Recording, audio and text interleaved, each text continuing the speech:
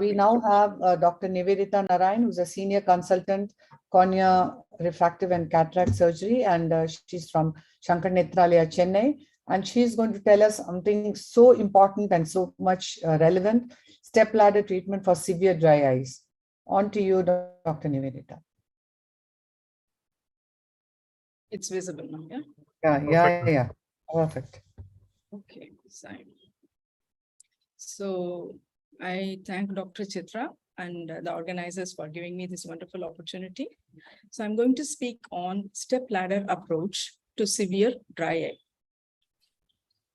So the TFOS due to revised definition says it's a multifactorial disease of the ocular surface with loss of homeostasis of tear film accompanied by ocular surface symptoms with tear film instability, hyperosmolarity, inflammation, damage, and neurosensory abnormalities playing a very critical etiological role.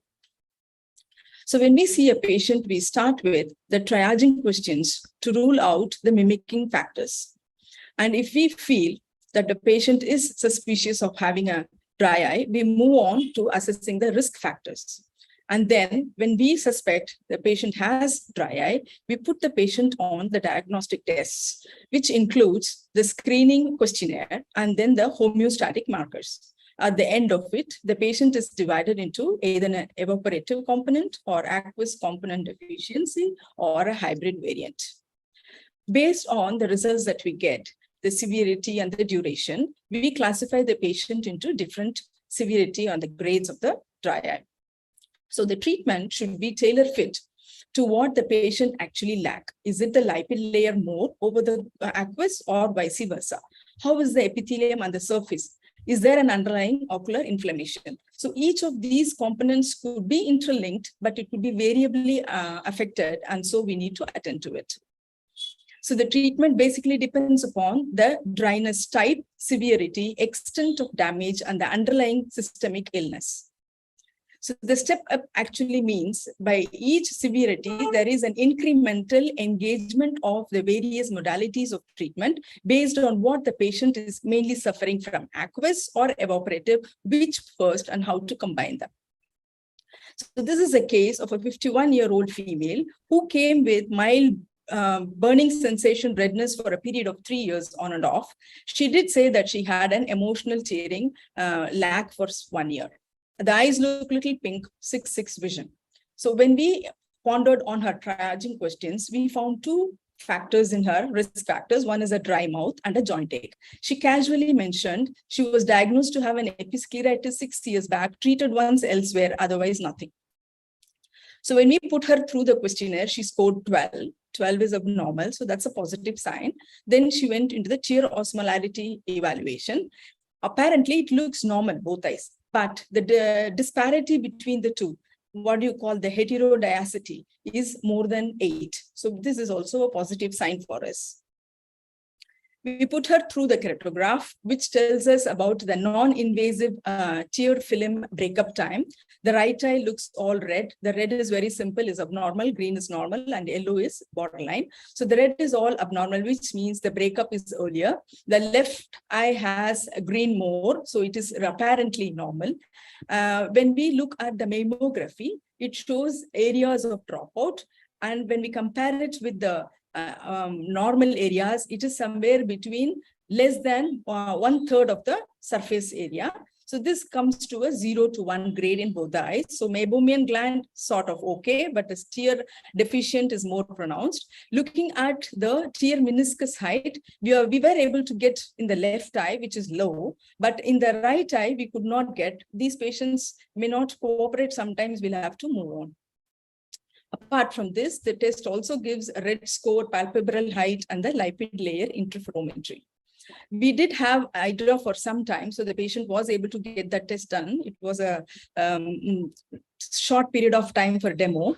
And this gives a very nice sum up graph where the grid gives like traffic light signals. Again, the green is normal, red is abnormal.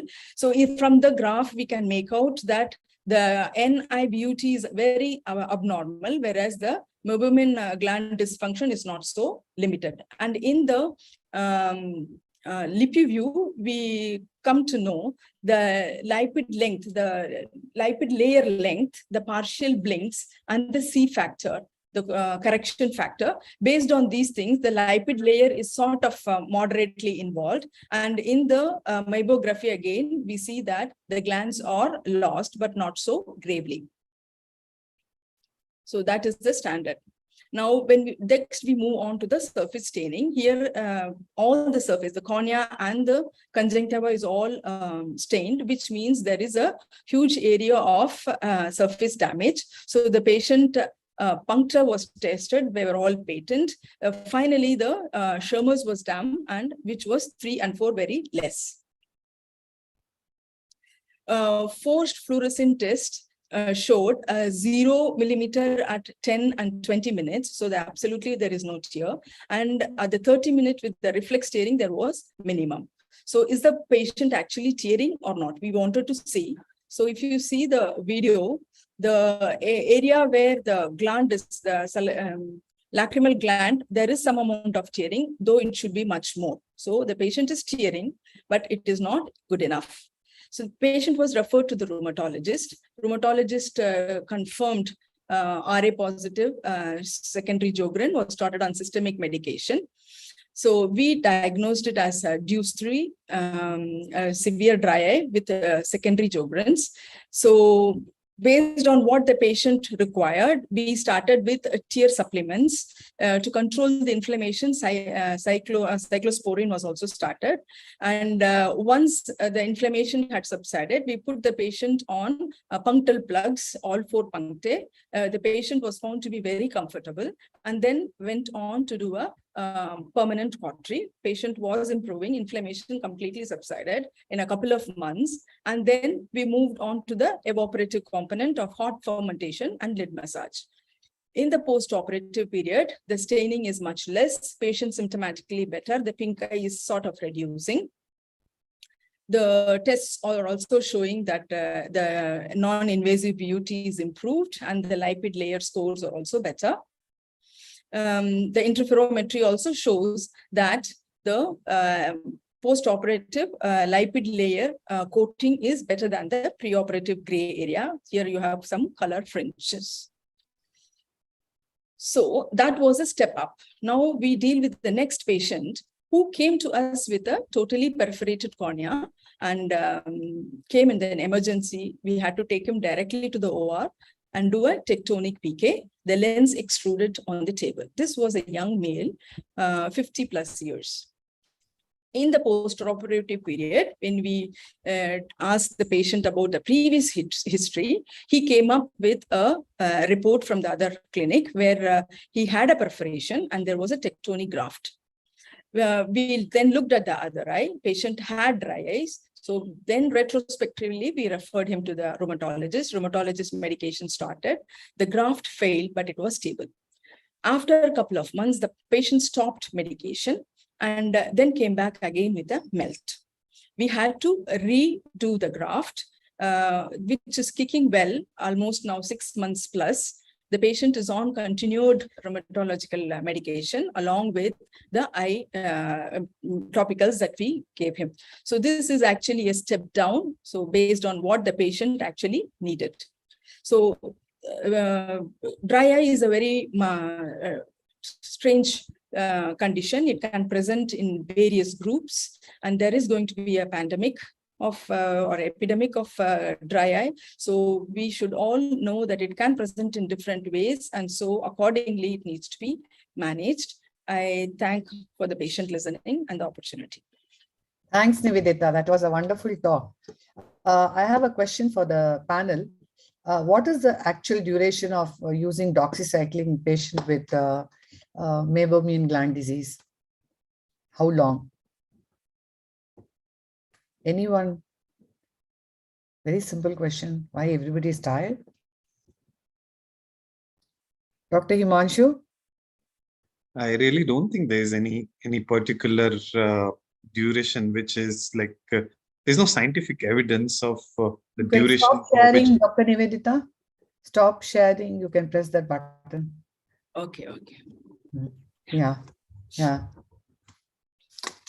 And what is the role? There are some studies which say that punctal plugs can be used even if the eye is still inflamed. Yeah, sure. Just to touch up about the doxycycline part of it. So it depends on the etiological factor also, that for which condition you have given the doxycycline. Many of those cases which are like ocular rosacea kind of pictures, those are cases where they do benefit for a little long-term duration, and shorter courses do not help because the disease process lasts much longer. Those acute infections which are more treatable with a shorter course of treatment can be given for like blepharitis, which are treated with a shorter course of treatment, as well as the topical treatment. You can give shorter course of steroid. Different people have different regimes. Some people give twice a day for 15 days, and some people give for a month times twice a day. I really don't think there is any evidence which can possibly prove it or disprove it. Yes, Dr. Sunita, you would want to add something? Dr. Sunita? Yeah.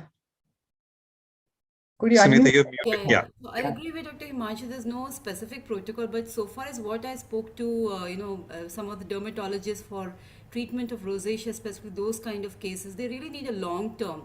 True, So, very true. as you said, like twice a day for 3 weeks time, and thereafter once daily for 3 months is the usual protocol from the time when they had very severe and active blepharitis and mebomitis.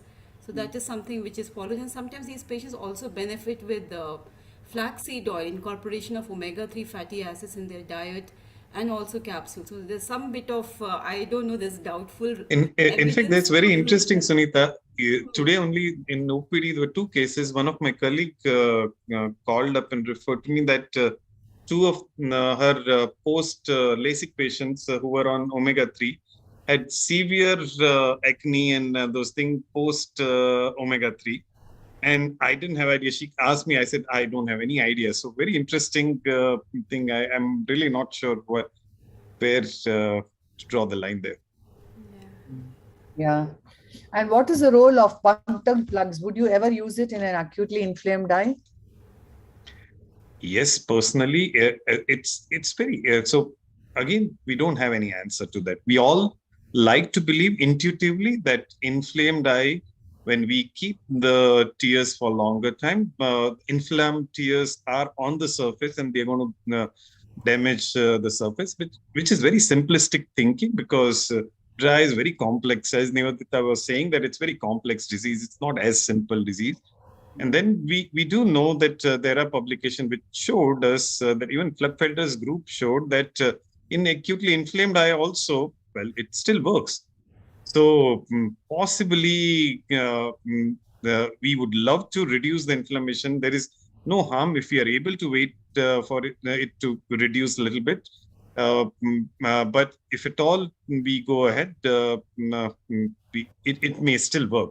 The question is that how soon you have to do. I mean, there may be logistic issue. Person may not be able to come to you after particular duration which you want, say like probably 3 weeks or 1 month or so. And you may have to put the plug a little earlier, but sometimes there may be a patient who is sort of nearby or from your city and is able to come back after your initial topical treatment, and you might want to wait there. Yeah. Right. Anything, any important point which you got left out the whole session, which want to be covered before we say bye-bye, let's all go for dinner? Chitra, you have collected so many topics and such beautiful speakers and such amazing panelists. How can you leave behind anything? Yeah, it was truly a very informative, and our speakers really we learned more than wonderful collection of topics. It was truly a very wonderful meeting with the expert panel chipping in so effectively, and each speaker making us feel that there were hardly any questions, but we still managed to have some amount of panel discussion. And I really need all talks were complete. There were hardly any questions. Very amazing it was, and And I truly have to thank my expert panel and every single speaker. And of course, hats off to you, Himanshu. Like having Himanshu as my moderator was like, with so much of Revital tablets I'd eaten at one gulp. That was the kind of energy I had when I came to the session this evening. And of course, we have to also thank my ARC team, although they are not there, but they're always behind me and always supportive and very encouraging. I need to thank the AIOS admin headed by Kripal for the SMSs and every kind of help they give. And of course, thanks to Sai and Numerotech for the emails which come to all of you. And most importantly, I think we owe our thanks to our delegates. And I'm sure at the end of it, I would badger Sunil to tell me, Mr. Sunil, how many attended. And recently I've seen the attendance has actually gone up even more. And whenever I go for some of these meetings, I have so many telling that don't give up on these webinars because you're able to sit at home and imagine the galaxy of speakers and expert panel we learned from today. And thanks to all our delegates. Thank you, one and all. And of course, thanks a lot to Entold for sponsoring all our webinars. So thank you very much, everybody. Thank you. Thank you, Chitra. Thank you. Thanks. It was nice that you joined, Amrita. Thanks a lot. Thank you, everybody. Thank you.